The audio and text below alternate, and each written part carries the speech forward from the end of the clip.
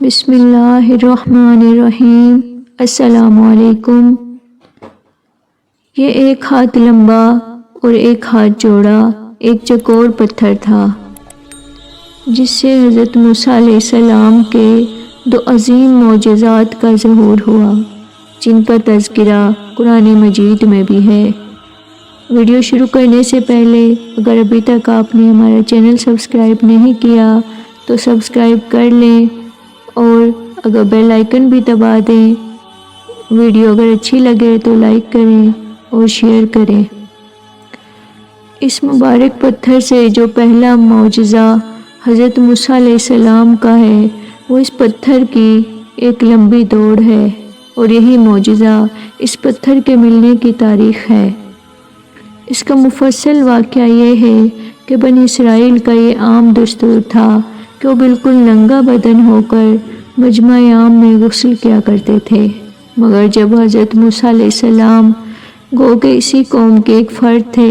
اور اسی ماحول میں پلے بڑھے تھے، لیکن خداوند کریم نے ان کو نبوت اور رسالت کی عظمت سے سرفراز فرمایا تھا، اس لیے آپ کی عصمت، نبوت بھلا اس حیا سوز بغیرتی کو کب گوارا کر سکتی تھی۔ آپ بنی اسرائیل کی اس بے حیائی پر سخت نالاں اور انتہائی بیزار تھے، اس لیے آپ ہمیشہ یا تو تنہائی میں یا تہمد پہن کر غسل فرمایا کرتے تھے۔ بنی اسرائیل نے جب یہ دیکھا کہ آپ کبھی بھی ننگے ہو کر غسل نہیں فرماتے تو ظالموں نے آپ پر بہتان لگا دیا کہ آپ کے بدن کے اندرونی حصہ میں یا تو برس کا سفید داغ یا کوئی ایسا عیب ضرور ہے جس کو چھپانے کے لیے یہ کبھی برہنہ نہیں ہوتے،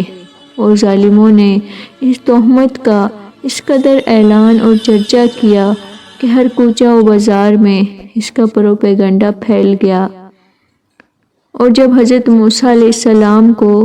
اس کے بارے میں پتہ چلا تو آپ کے قلب نازک پر بڑا صدمہ اور رنج گزرا، اور آپ بڑی کوفت اور اذیت میں پڑ گئے۔ تو خداوند کریم کو اپنے کلیم کے رنج و غم بھلا کب گوارا ہو سکتے تھے،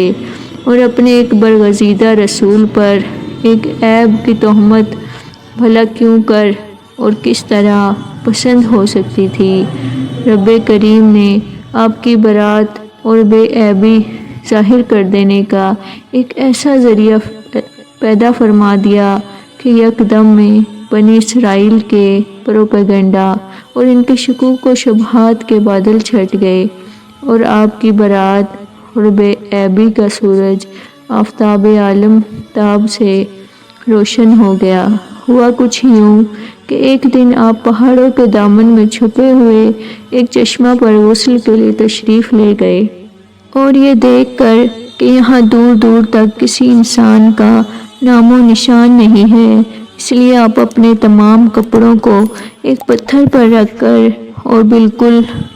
برہنہ بدن ہو کر غسل فرمانے لگے۔ غسل کے بعد جب آپ لباس پہننے کے لیے پتھر کے پاس پہنچے تو کیا دیکھا کہ وہ پتھر آپ کے کپڑوں کو لیے ہوئے سرپٹ بھاگا چلا جا رہا ہے۔ یہ دیکھ کر حضرت موسیٰ بھی اس پتھر کے پیچھے پیچھے دوڑنے لگے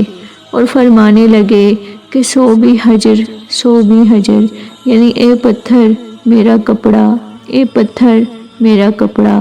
مگر یہ پتھر برابر بھاگتا رہا، یہاں تک کہ شہر کی بڑی بڑی سڑکوں سے گزرتا ہوا گلی کوچوں میں پہنچ گیا، اور آپ بھی برہنہ بدن ہونے کی حالت میں برابر پتھر کو دوڑاتے چلے گئے۔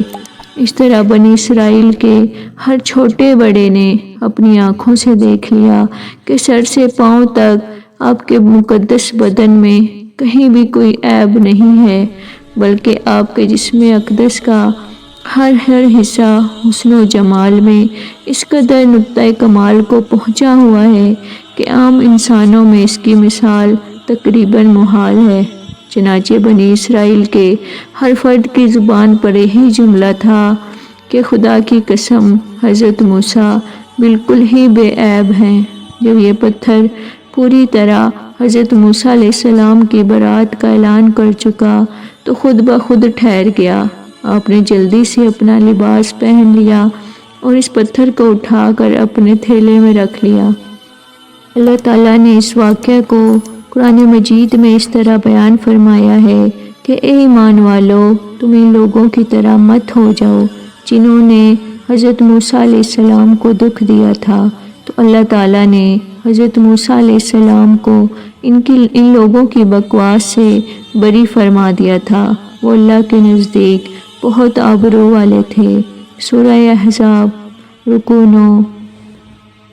دوسرا معجزہ میدان طیہ میں اسی پتھر پر حضرت موسیٰ علیہ السلام نے اپنا عصا مار دیا تھا تو اس میں سے 12 چشموں کی ٹوٹیاں جاری ہو گئی تھی، جس کے پانی کو 40 برس تک بنی اسرائیل میدان طیہ میں استعمال کرتے رہے۔